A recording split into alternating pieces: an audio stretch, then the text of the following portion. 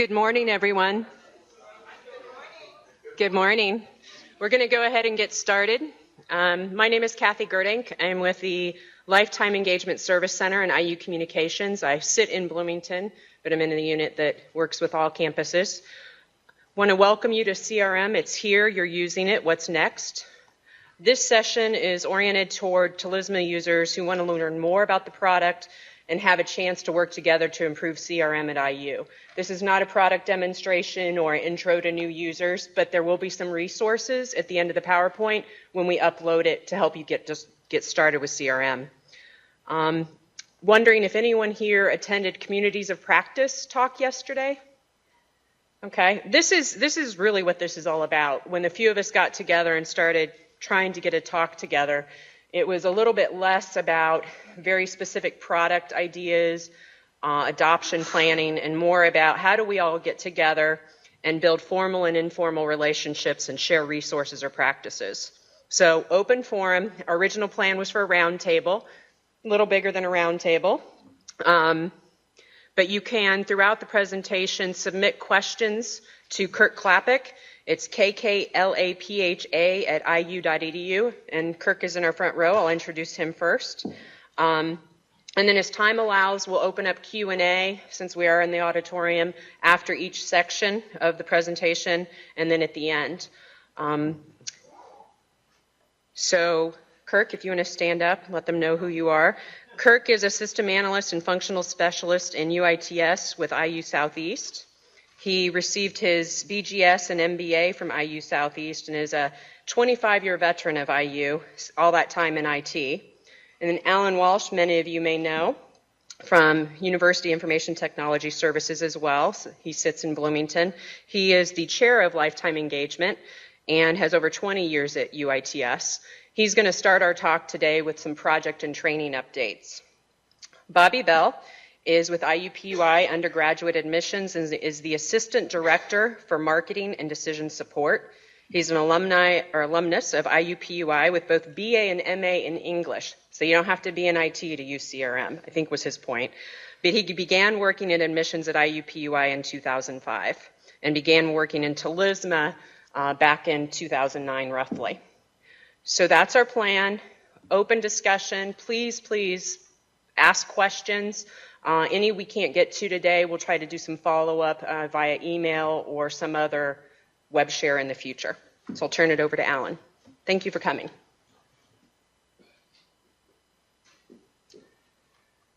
Thank you, Kathy. Good morning, everybody. There's a quick slide reminding us who we are. As Kathy said, I'm going to breeze through some updates on things that we've been working on the project and hopefully give everybody a good sense of what we're thinking about and looking towards as we move forward on this very important project. So I'm just going to highlight a few things here. Here we're talking about some of the major projects that we have underway already. Want to note one of these, this second bullet here is a little bit cryptic. It's talking about new data authorization model. This is really important. This is something that's particularly important to me, something I've been talking about for a long time, because this really gets down to the whole purpose and reason for us using something like CRM at Indiana University, really any organization. The purpose of CRM ultimately is to have better intelligence, better information about the people that matter most to you. And what we want to do is make sure that we're setting ourselves up for success in the implementation of our CRM by ensuring that we have that we, to the extent that we possibly can, we want to share information about our constituents because there is such incredible overlap. We've got so many different units. Indiana University is so large, so broad, so diverse. We've got people interacting with a multitude of constituents, but there's a great amount of overlap, and we really want to have better insights, better understanding of that. I think everybody benefits ultimately from that. And it goes all the way down to the level of your unit. That's kind of where it begins with CRM, where you start to gain real value is when you have sharing across individuals, and you just keep rolling that up to that topmost level where we can hopefully, again, achieve this kind of what we call the 360-degree view of a person, really understanding all the different touch points that they have with the institution. Couple other bullet points worth mentioning here. We're really focused on looking at how we can add value to the data. Data is really ultimately what it's all about inside of a CRM. You're trying to capture as much information as you can about people. You're trying to collect from various sources as much information about people. That's what allows you to have that better understanding. It allows you to segment your audiences, perhaps in new and interesting ways. And so we're looking quite a bit these days at how to bring in some of that additional data. In some cases, it's enhancing some existing data that we have, maybe around students or other internal populations, or maybe it's bringing in entirely new constituents. We can touch upon some of that later. Then the other item here about looking into some of the untapped potential in the product. There's some areas in this particular tool, the CRM that we use, that we've not exploited yet. And we're very interested in pursuing that and seeing how we can leverage that capability in new and interesting ways. And we list several of them here. There's some really nice telephony integration. You can do some interesting things. If you ever have a phone conversation with your constituents, this is important to you. Chat, if you've got a website where constituents maybe are coming to you via the website, and that particular functionality is of interest to you, we're looking at that. And then SMS texting. This is one I've asked about, I think, in many different forums. I'm just shocked that we haven't had people beating down our door about this, because I read so many things in the news about particularly our student populations. The volume of usage around SMS and text messaging, and yet we haven't really tapped into that yet. It exists in the tool. There's definitely a capability. It's another channel that is available and there to use. We just haven't tapped into it yet. So we're looking at all of those things and thinking about ways that, again, we can just better leverage the capabilities that are there. We're just not taking advantage of yet. One of the major themes that has emerged recently in conversations around kind of the different functional stakeholders in this project is a new theme about enrolled students, a focus on enrolled students. We've done an awful lot of work to date on CRM in admissions, and I know there's some people here who work in that space. We're going to hear from Bobby here. Bobby's done some absolutely amazing things on his campus, leveraging CRM in their recruiting efforts.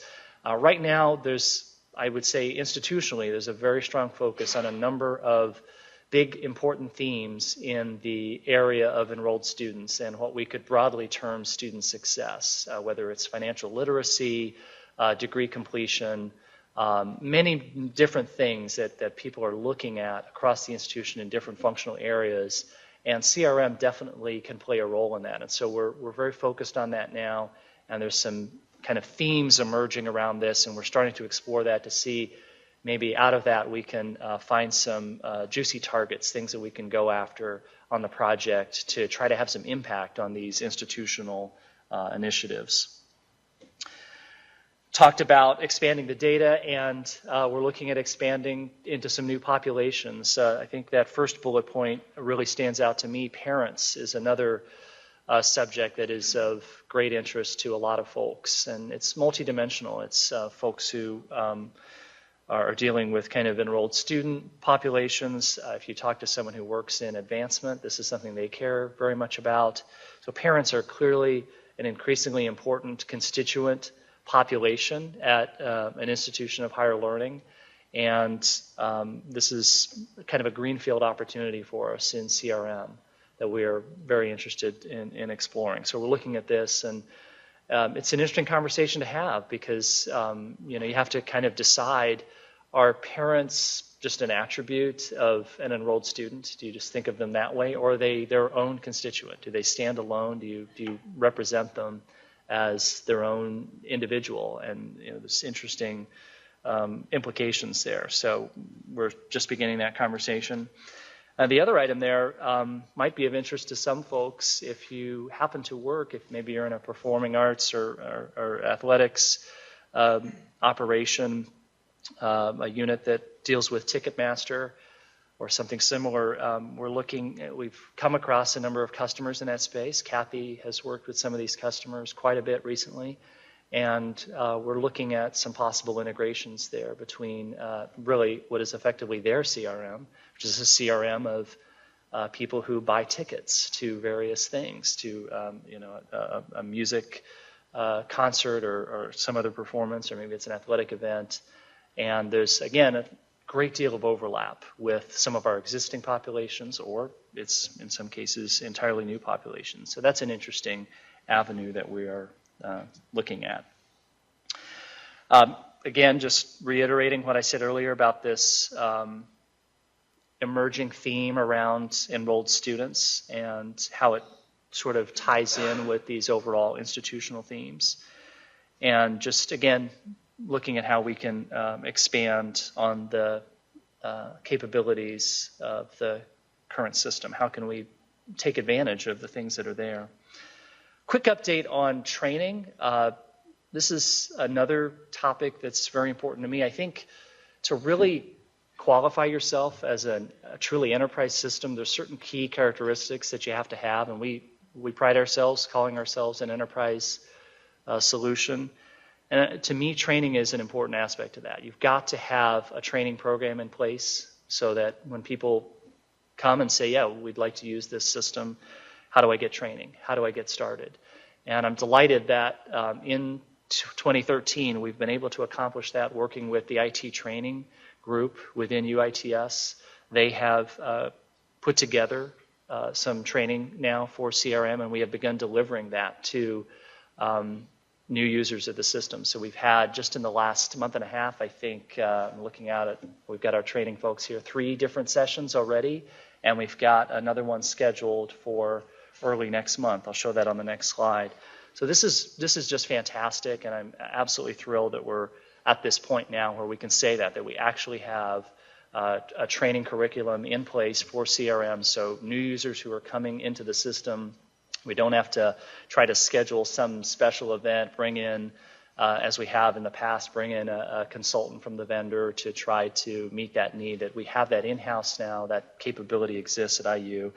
And out of that has come some additional benefits. The materials that they've created for this are just a fantastic resource. I know I've shared that with a number of people.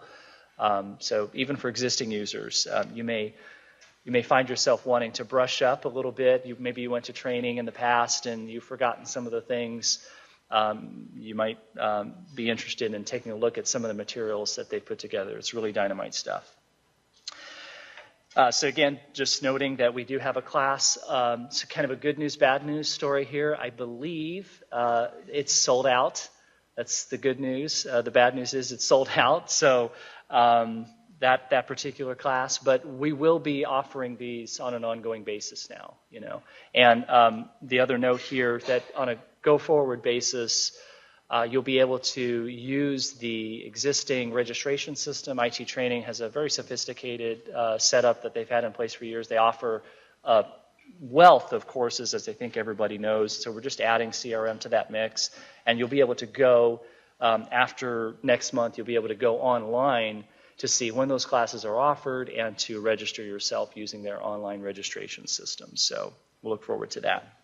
And the course that we're offering today is really just a basics course. It's very comprehensive. It's a day-long class. You spend a full day going through really kind of Talisma 101, CRM 101. Yet by the end of that day, you're definitely going to know how to get into the system, get started, do the most basic core functionality. We're looking at now that we have that in place, they're going to be working on developing some additional modules around more specific advanced features. Because everybody needs to know the basics, but not everybody needs to know, for example, how to do events or how to do email campaigns or campaigning in general. That's probably specific to a particular role, depending upon what your role and what you do in CRM. So those will be offered as discrete modules, and they're just beginning to develop those now. So we'll look forward to those in the coming months ahead. Quick note on some of the groups that we have working in the project, we've got a group that we call the System Managers that are really down in the technical details of the system. These are the folks who are really doing the heavy lifting. They are deep experts in the CRM technology and how it's used, the data in the system. They are the ones who end up doing a lot of the work, working with various customers. If you're using CRM today, you've probably been working with a system manager to accomplish that. And so they've been working on a number of different things, like best practices. Different things. How do you, for example, how do we handle, now that we've got this system and people are using it, how do we manage updates to data when we have overlapping constituents? If it's somebody who's both a student and a staff member, or maybe somebody else's constituent, and we get an update to their address or their phone number. How do we manage that? What's the right way to manage that data flow? They're talking about things like that.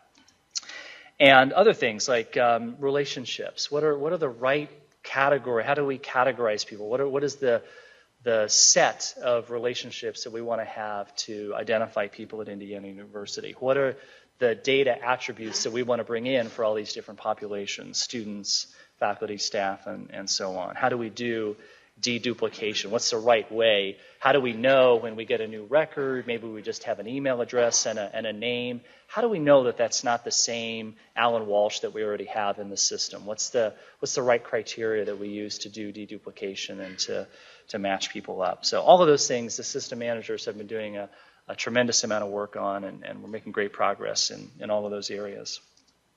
And with that, I'll just pause and open it up to questions if anyone has questions for me before we move on.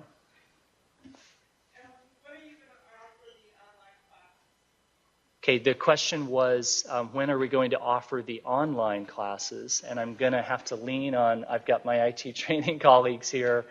So today, to date, all those classes that we have offered have all been offered in person. That is, you had to physically go, and we've offered them in multiple locations, but you did have to be in person.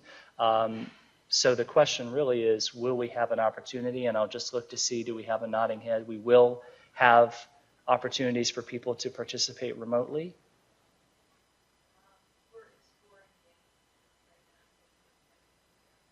Okay.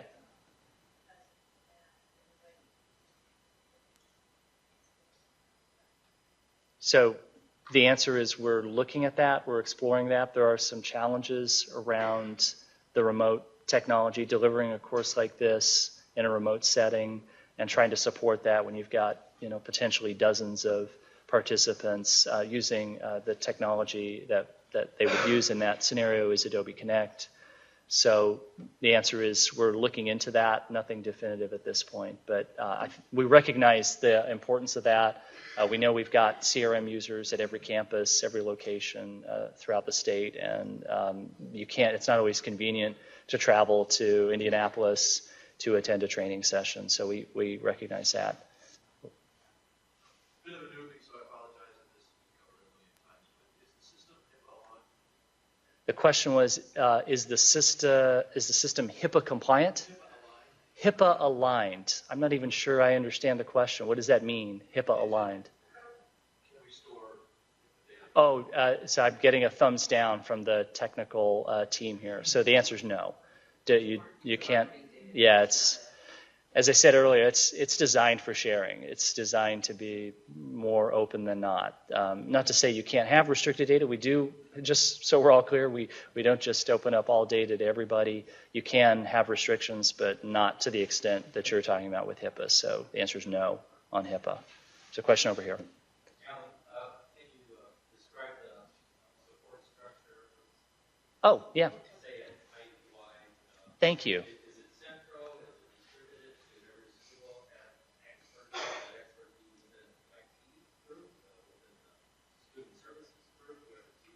Yeah, great question. So the question is, what is the support structure like for CRM? And that's one of the other legs of being an enterprise system. I mentioned the training. Support is clearly another one. You've got to have a good support structure in place. So I'll say two things about that because you were going down a little bit different path than I was thinking. So just on the more straightforward support side, if you have a problem, a concern, you probably have in your mind a path that you're used to following. I can contact the help desk on my campus and report an issue, the system's down, or I've got a question, and so on.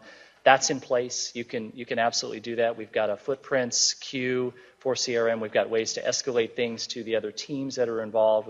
We've actually just gone over this recently in the project team to review it, make sure that we're all on the same page. So just ensuring that if that's your expectation, which I hope it is, that hey, I can just dial that number that I know by heart, or send an email to IT help or whatever the right place is, that yes, CRM is part of that and plugged into that model. But in terms of, okay, I'm working with someone, where do I go to get help, get support? We have these system managers, which are kind of spread out across domains and across geographies. So we have, I think, at every location, every campus across the state now, we have somebody who is providing CRM support. And they're part of that system managers group. Kirk is an example of that. So Kirk is at IU Southeast, and he is a stone cold expert in CRM, and I'm sure anyone on his campus that needs to do something with CRM, they're going to end up going to him and working with him. So we have people now at each and every campus that are in that system manager role who can provide some degree of support. We have domain experts, people who work specifically in the area of admissions. If you're in admissions, you're in that space recruiting. We've got folks who, again, are part of that system manager group who are specifically tasked with working with you. Kathy, in her role in the service center, works with a very diverse group of users across all different kinds of units. And so her office, it sort of depends upon who you are, what your business is, who your constituents are. You'll get directed to one or another system manager. Pardon me? Oh, and Kathy's reminding me that we have all of this detailed in the PowerPoint later. So this is one of those resource data points that we've got captured for folks for reference. So I hope that answers your question. Great. Any other questions for me? Okay, well, thank you very much. I'm going to hand it over to Bobby.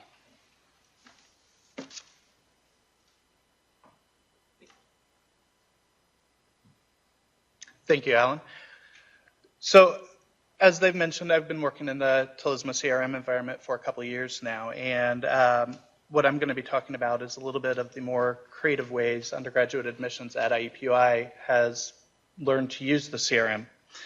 Before we get there, let's take a couple steps back. About 6 or 7 years ago, we had a new director of admissions at IUPUI, and with that, our office saw some new goals.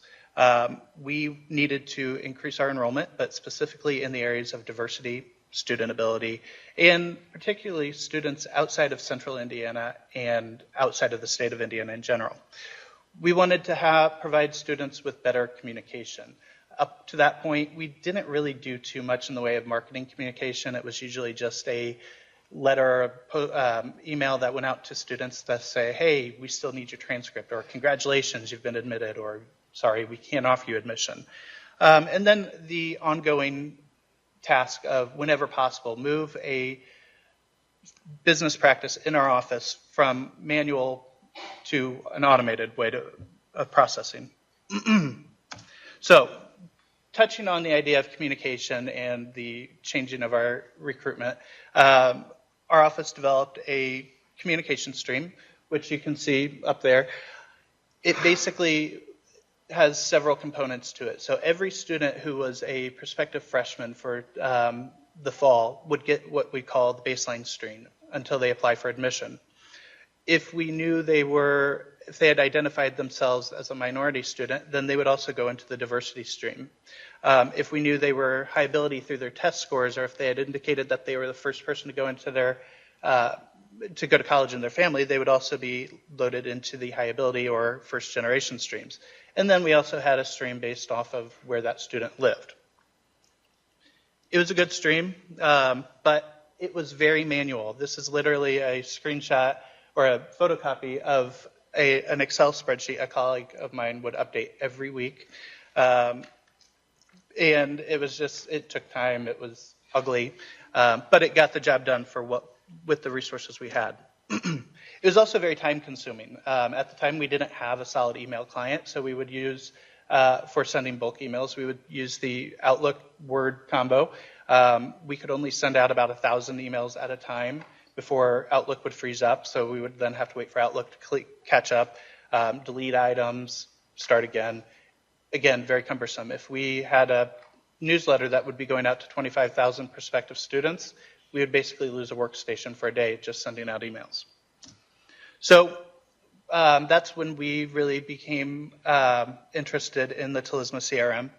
It allowed us to automate emails, but not only that, going back to that whole idea of the diversity stream and the high ability stream, if we didn't know that student was high ability from day one, they'd miss out on that communication. CRM would allow us then to, if we found out on day 10 that they got a 1400 SAT score, we could then automatically add them into that stream without missing any of that communication. It would allow us to somewhat automate communications, print communications, letters. Down the road, we were able to even merge our visit and admission/enrollment data into one database, which was something we never had the ability to do. Communicate on the fly, and then quite a bit more, which I'll be getting into. So going to back to the idea of semi-automating print communications. The way it would work in the Talisma environment is basically we would have a campaign built. It would run the students through the campaign through the CRM, flag them for receiving a message using what we call a non-mailer property. It would flag them as yes. I would then go into the system, manually pull that list, and then change their non-mailer property from yes to sent, so they would not receive the message twice. It was just playing with fire. Basically, if I went on vacation and I forgot to pull that, or something happened in the middle of pulling it, I could totally mess up my entire communication stream for that student. So they wouldn't receive the, apply communication, thus infecting our enrollment. I needed a solution that really would allow me to automate this as best as I could. I could add a step into the campaign, but when you're talking about a communication campaign that covers 60 days, and each step has maybe 10 different print mailers, that's a lot of gears to really line up without any bad things happening. Pardon me. So what I came up with was really a two-campaign solution using the non-mailer properties that I had mentioned before. The way it works is campaign 1, which is the core communication stream, would have the mailing list run, and it would flag, say, for example, at 8 a.m. on Monday, it would flag a student to have that property, non-mailer property, flipped from blank to yes. And then at 10 a.m., I have a report run that pulls anyone who's marked as yes. And then just to kind of give things time to catch up, and any time to, if, say, for example, the report didn't run at 2 p.m., I can have another campaign run that manually automatically sends that property from yes to sent. And then here's just a visual representation of that using the schedule functions of the campaigning, mailing list, the campaign structure itself, and then how the secondary campaign runs. So far, we've been doing this for about a year. It's worked out great. I get a copy of the roster sent to me, so if my mailing house who handles all the printing has a problem with it, then I have a backup there. I can also go into the campaign and run a filter based off of, say there was an error in the Excel file, it was corrupted or something. I could run another report that just looks at when a student was created, so in that campaign, in that secondary campaign. So I still have that data. I can really track a lot more information that way. And so then another goal we talked about, was to really increase efficiencies in our office. And one thing we've talked about is really reduction of paper forms. Undergraduate admissions at IUPUI has a lot of just paper forms all throughout the office. And our director one day, and my associate director and I were talking, and they're like, yeah, it'd be really nice if we could, if you like go into a Verizon store and they have a little kiosk there, you check in what you're doing. So go make that happen, is basically the message I got. I looked at this for 2 of our forms in particular. Walk-in counseling, which in the admissions office, we have anywhere from, on a slow day, maybe 5 to 10 students walk in just for general admissions advice. And then as we near the deadlines, that could be, 20 to 30, 40 students each day. The way it works is a student will come in, they'll fill out the paper interview sheet that you see there. Our counselor will meet with that student. They'll take notes and go over steps they need to do. We then have our counselor manually enter that data into the CRM. That data then gets manually entered into the SIS as well. And then the counselor also manually enters the notes into the CRM as an interaction. Again, this is information that all has to go into the CRM because it's pertinent. We want that 360 view of a student. And the second form or business practice we had that I really kind of tasked myself with was our materials alert form. A materials alert form is if someone comes into the office and they are turning in a transcript. We need a way to attach that to their student record. Basically, they'll come in, same process, fill out a sheet of paper. Our frontline staff will verify the information in the SIS to make sure, they didn't put 66 instead of 96 for date of birth, and then they'll correct it as necessary. It's then logged into what I call the big book of doom, and that's a copy there of the book of doom. It is a line-by-line handwritten record of everyone who submits materials in our office. It's going to be at least 1 page each day. It could be 5, 6, 7 pages. I, over the summer, had a student come in and was like, I know I submitted a transcript a couple weeks ago.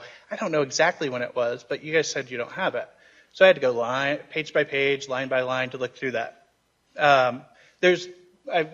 All the while thinking there's got to be a better way to do this. So for both of our office procedures, I came up with a solution in the CRM using the event management function. And event management is something we started using in the CRM about 1.5 years ago for our daily tours. This is just kind of taking it a step further. So basically what will happen is we build a form using the form builder attached to the CRM that replicates that paper sheet that they would submit. Student is then handed an iPad, or they can sit down at a station and they can just punch in their information, and it gets loaded instantly into the CRM, and they're technically registered for this event, either walk-in counseling or the materials alert. The benefits to this is, it takes the hands off of that data. We don't have, 3 different people entering the data into 2 different areas. We don't have, or it also allows us to search that. I don't have to go through that horrible book anymore and search line by line. I could just search up the student record and it would be attached under an event. I would see that that's what they had.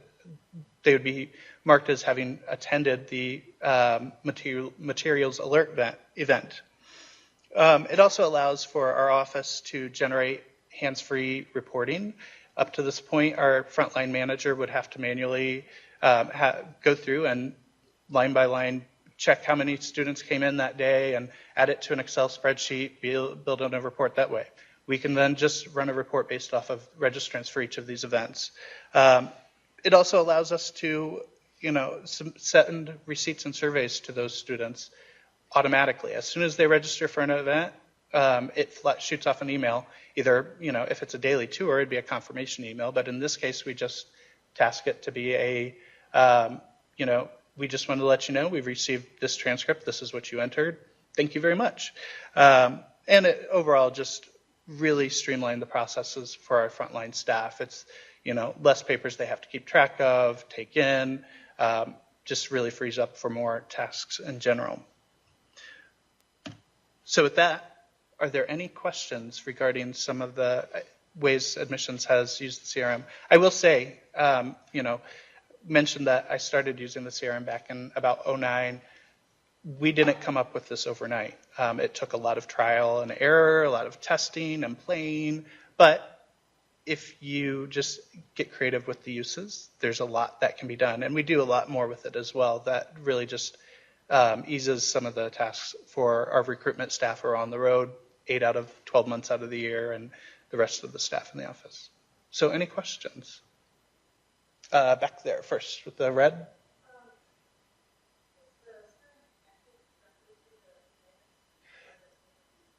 The SIS talks to the CRM. The CRM does not talk back. But we could export, for example, if we needed to upload the data for the walk-in counseling, for example, we could export that data and then import it into the SIS. And then... Okay, that one that you have there was for student documentation. Right. And this is in your example, it was a transcript. Yes. And you said you made it an event versus an aspire. There's no dates associated to this event. Right. You just make it an ever-ending, never starting date. How do you activate that? That's a good question. So she asked if how I activate the event. Since I'm not associating a date with it, how does it not end? It is, I've tested it. If you don't put a date on there, it will, and attach it, it shows up just like it, you can see at the very bottom there. It doesn't end. Or the other thing that I have done as well is created an event for like 2017, way in the future. But either way works. So as long as you switch the registration status from open to, or from blank to open, it will be something that it will populate students with. And there's a date section on the bottom of that form, or did you just block that out? Oh, no.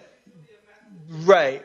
No, there's no date on there. And to track when students are coming into the office, or, so if we wanted to see that, we would either go by the registration date, or since the participant record in CRM is a one-to-many against the lead, or no, you can have many participant records for the lead. You can also sort it by the date that it was created, or if you're doing a report, run it based off of a range of, say I wanted participants records that were created for this event in the last week, for example. Okay, and do you have the student dedicated to this, so it doesn't create a duplicate record? No. Duplicate records, we would have, I took it off for this example, but we do have the option for duplicate records if it's someone that's already a student here or has a record set up, but we do not mandate that in our office, so we do have a process to merge those records as they're duplicated. And you had mentioned something about an advising form? It's a walk-in counseling form, Okay. interview form. And that's an event as well? Yep, that's a separate event. Can we talk later? Sure.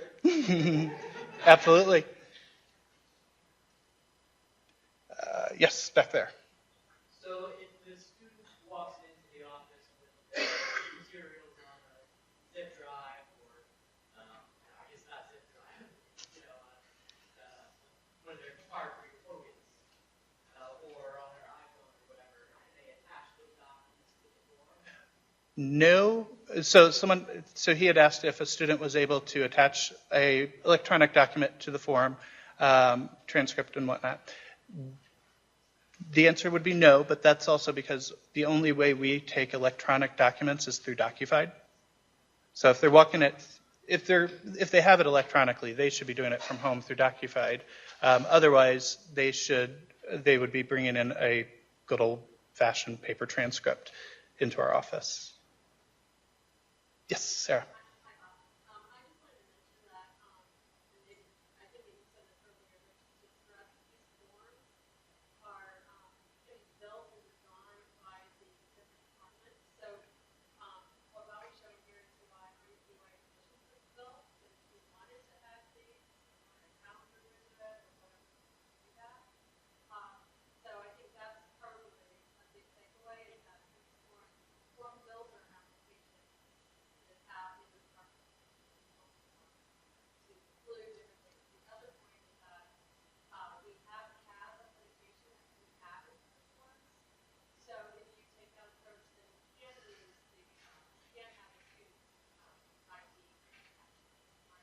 Correct. Yeah. And as I said, we most of our population they don't have the commitment level yet to go in and create their IU network ID and passphrase until we get to maybe the April, May. But we do typically we'll put that on a form like that. So if it is a student who's currently in the system, they can authenticate, and their information will also be populated, which is nice too. And yes, the form builder that UITS has developed is fantastic. It's very customizable. We use basically plugged in the CSS from our web forms that we had previously and just pull it into our website using an iframe. And we've had no problems whatsoever with that.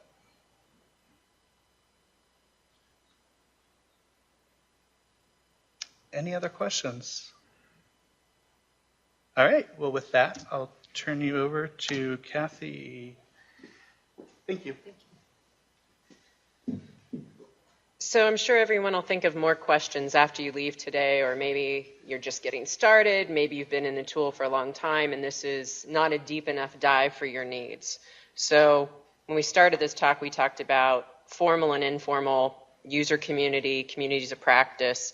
And I know you can't see this, but hopefully when you download PowerPoint, this is our kind of our governance structure and a couple of zooms here. There are lots of pathways to get involved with CRM or to really strategize your unique needs. As Alan mentioned at the beginning, we have lots of domains and lots of campus leads. The point of this is that we have an executive council that represents a lot of the primary domains across the university that are looking at year-over-year, long-term strategic planning. They may be an area that a head of admissions needs to speak with, a school dean looking at long-term strategy. The functional council level, we have a lot more active community talking about maybe this year's or where we're going.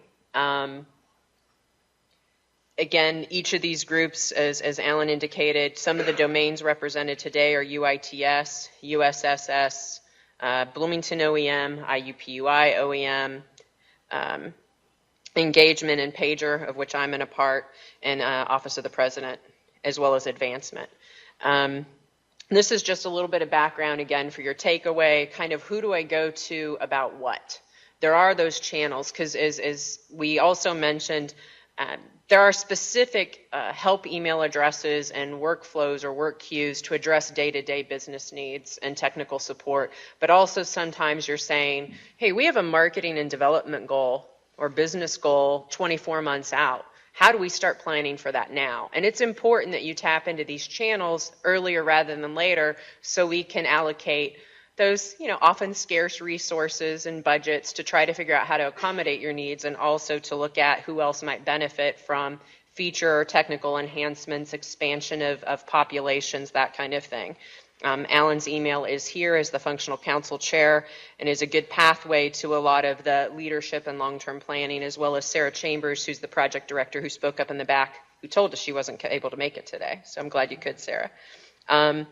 Then our active groups and teams that were kind of indicated before are the project managers and system managers. Again, by domain or by campus, you're welcome to reach out to these people and, again, talk timeline, talk project deliverables, some of the project priorities that are under development or under review. Kind of, to some extent, put your vote in. What's important to you? What's important to growing your business, if you'll pardon the expression. Bobby gave a phenomenal example of an experienced user, Bobby himself, and his IUPUI admissions, but we're expanding populations and use of CRM all the time. In fact, we have lots of mini CRMs across our campuses to support different processes and business practices. The goal of CRM is to be, I think of it as a melting pot, but it's how do we get all that data living together so that you can market and communicate to those individuals as a whole. And so these are some of the pathways. So who can you talk to about what? System managers, as mentioned, are kind of the feet on the ground, working day to day, trying to be functional experts, as well as understanding kind of the configuration needs and opportunities in the system. Again, today was not a product demonstration, but there are lots of things we can do with what we call in the tool workspaces that many of you may be familiar with. A big part of a system manager's role is figuring out those entry portals, those reports, those Aspire or web forms. How do we get data into and out of the system and present it to a user so they can do the job they need to do? So that's kind of the people that can help you get started in the tool. Once you're in it or you're having a problem, as all enterprise systems occasionally will have those hiccups, these are your basic lines of support. CRM help at iu.edu. That's our primary line for user support. System, God help us, system outage. I haven't really seen that one in my year on the project. But any of those kind of technical issues, which routes to our wonderful UITS team, of which we see a couple people, Phil and Bill, here today. IUCRM and Indiana.edu is another pathway typically utilized by the system managers, and this gets into bug fixes, enhancement requests, something maybe we've worked with the users to try to troubleshoot an issue they're facing, which may not be technical, may be functional in nature, and so we can report, prioritize, get those requests into the system, and at different levels within this kind of enterprise-wide governance organization, we can ratchet up or escalate those requests. So again, starting line, if you're getting started, if you're not sure where to go from here, you've got limited access in the product today and trying to figure out where you can go a year from now, start with your system manager as outlined in the governance model, and I've got a list of contact names further down to help you figure out where do I go from here, basically. Lifetime Engagement Service Center, Nick McCammon's in the audience here, bright purple shirt, works with me in IU Communications. We're kind of, I don't know what we are. Sometimes we can say strategic partner, sometimes clearinghouse, laundry list. If you don't know where to go, we'll help you get there. Our role tends to be non-student populations as one of the leaders and coordinators. So as we're looking at how does CRM talk to alumni? How is CRM going to talk to external populations, VIP populations? We'll be working closely with student as we talk about parents, because a parent can be an alumni and an adjunct faculty member as well as a parent. They could be a donor. And so how do we manage those relationships and those access points and the best way to get to all those people? There are some more informal user communities as well that you're welcome to tap into. At the present time, there is a student user group that meets second Tuesdays. What's been recommended, because they've been going through some changes and alignments the last few months, is start out with your system manager if that's a group you'd like to tap into, and they can get together on the student side. Regionals, Kirk has been one of our leaders in this talk, even though he hasn't gotten to do a lot of talking, if any. He's really very chatty most of the time. But he took the initiative, think of that community practice, that kind of general approach to, if it ain't there, build it. And so he started a user community among the regionals. And so that communication and continuum is also available to everyone. Service Center, we started an IU list. We'll be working with the development team. It's something that we haven't really adopted and implemented fully for project-wide communications, but it's something that continues to be in discussion. And then we have our kind of Outlook mailing list for PMs and SMs. So again, this PowerPoint at the end here is mainly just about giving you guys the takeaway after today's presentation to say, where are all these resources? Because we're constantly trying to figure out better ways to get the information out there, help you to get started, help you to leverage the product. These are some of the user resources that different groups have developed. Again, we have CRM as an enterprise, but each domain has specific needs to support their processes. You might be able to leverage something Bobby and admissions have done, or maybe it spurred ideas today for how you could use it at NCA or at theater, at athletics, but not specifically what they did, because it's specific to admissions. Same thing with student services. But we have some resources, some of the original documentation and training materials from the development team and UITS, some things around the strategic update and the overall initiative of lifetime engagement. Students Services has a SharePoint. The Service Center is kind of a go-between as we're getting all these rallying points together. You're welcome to go to that. We just actually, if any of you have used this, got our custom go.iu.edu URL, CRMS, so it's go.iu.edu/CRMSC, like those. And we kind of brushed by it because in itself could probably be a discussion, but we've also got the draft policies out on the policy website for CRM and the use of the different data populations that we're building in CRM. Your Southeast, you have an amazing, phenomenal speaker coming to an event, Pulitzer Prize winning. You want to invite faculty and other campuses. Well, you may not, in CRM speak, have ready and available access to that constituency. But there's an approvals process, and the Service Center can help you with that pathway within the tool to get communications out, for example. So contact your system manager. If you don't see one represented in the domains or the campuses or just have additional questions, please feel free to reach out to Alan or Sarah, any of our speakers, or come to Nick and I in the Service Center. And, excuse me, one of your initial places to start, if you aren't already in CRM, is to consider requesting a demo account and go in and test drive. We'll say caveat emptor because it's a complex system. We now have the basic training, so actually a lot more confident about saying here's an account and here's the basic training guide. But and as a whole, one of us would still like to be able to help you, whether it's a system manager, whether it's UITS, whether it's the Service Center. The purpose of the demonstration environment is just to give you an opportunity to test drive and for system managers to work with you to kind of figure out configuration decisions. Can you leverage something someone else has already been doing?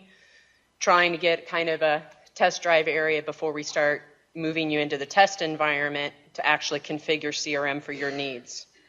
So right now you can go to your system manager for your campus or domain, and again, not sure of that contact, please feel free to reach out to Alan or myself.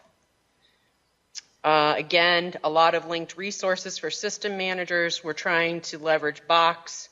We're using eDocs to do ready requests for new users. Once teams have been established in the CRM, you can access all of the CRM environments via OneStart.